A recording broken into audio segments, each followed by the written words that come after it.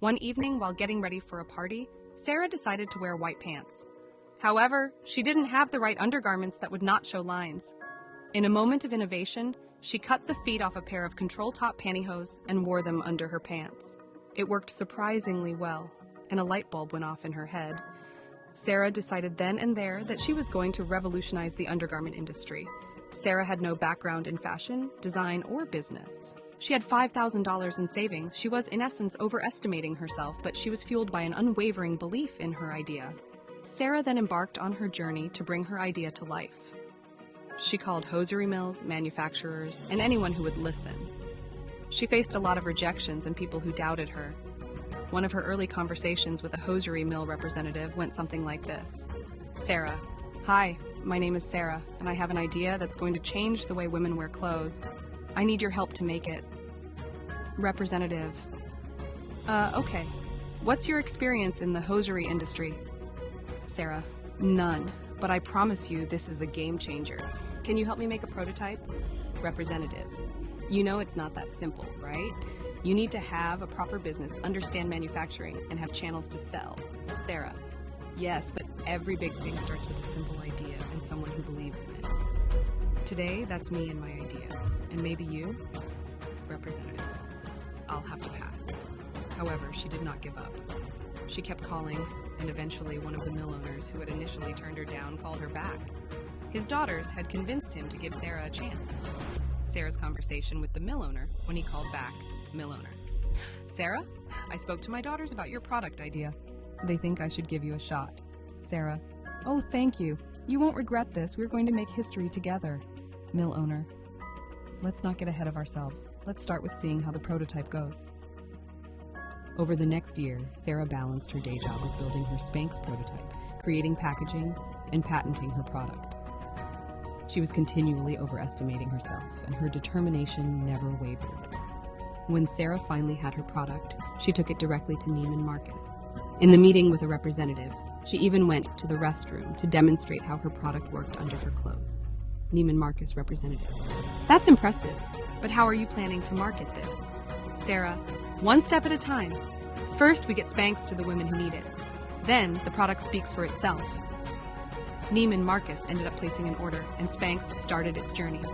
Sarah sent her product to Oprah Winfrey, who later named Spanx one of her favorite things, catapulting the brand to national prominence. Fast forward, and Spanx became a billion-dollar company, with Sarah Blakely becoming one of the most successful female entrepreneurs in the world. Now let's talk about that little nugget of advice we've all heard. Be realistic and objective about your abilities. Seriously? That's like asking a dog to solve algebra. It's just not happening. Let's face it, humans are about as objective as a soccer fan at the World Cup. But here's the kicker. Who needs objectivity when you can skyrocket your life with a rocket pack of overestimation?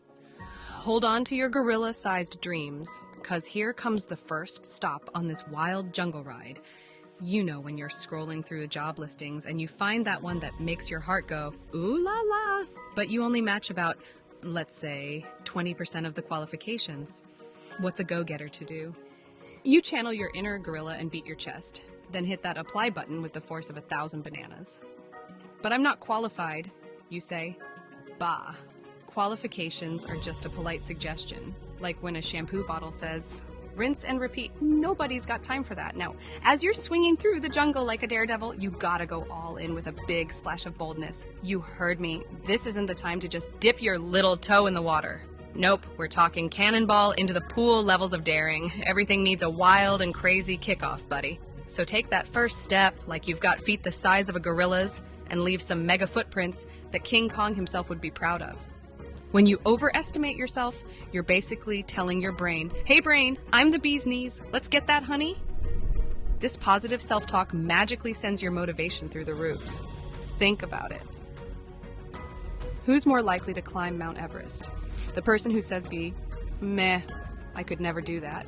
Or the person who's already packed their snow boots and an inflatable Yeti? Hold up, ladies. Before we jump headfirst into the fab tips and daily sprinkles of magic you can use to overestimate yourself, let's make sure we're in this together. So do me a solid and smash that subscribe button and holler at me in the comments with a big, I subscribed. Pinky promise I'll reply? Let's have a mini countdown party. 5, 4. Get that finger ready. 3, 2, 1. Done. Fierce. Let's get this party started. So let's swing into our first action item. Whenever you're about to dive into something new, always say, "It's easy. Who cares if it's rocket science or juggling flaming coconuts?" Trick your brain into thinking it's a breeze. Trust me, it's like handing your brain a cold lemonade on a hot day. Your brain's all like, refreshing, I got this. Now, let's dive into the next sizzling hot tip. Whenever something tiny and good happens, celebrate like you just won the lottery. Found $1 in your pocket? Dance party in the living room. Got the last donut? Shout hallelujah like you're in a gospel choir. Your brain eats that stuff up and starts believing life is one big parade in your honor. All right, what's next? Yes, picture this. You're a star in your own movie and it's a blockbuster, baby. Spend a few minutes each day visualizing what you want like it's already yours. Want to be the world's best potato peeler? Picture yourself on a stage with confetti cannons blasting as you receive the Golden Spud Award. It's like giving your dreams a GPS location and your brain's in the driver's seat. Okay, here comes a fun one. If you want to be the next Leonardo da Vinci, why not create a little time travel magic? Photoshop yourself winning the biggest art award and slap that masterpiece right in front of your bed. Every morning, you'll wake up to future you thanking past you for being such a creative genius. It's like whispering sweet nothings to your talent. And for my final trick, start using victory words. When you're talking about your goals, use words like, instead of when I become the world's most famous kazoo player. It's like telling the universe to save the date for your greatness. So go forth and set the world on fire with your audaciousness. Just remember to keep a fire extinguisher handy. Safety first.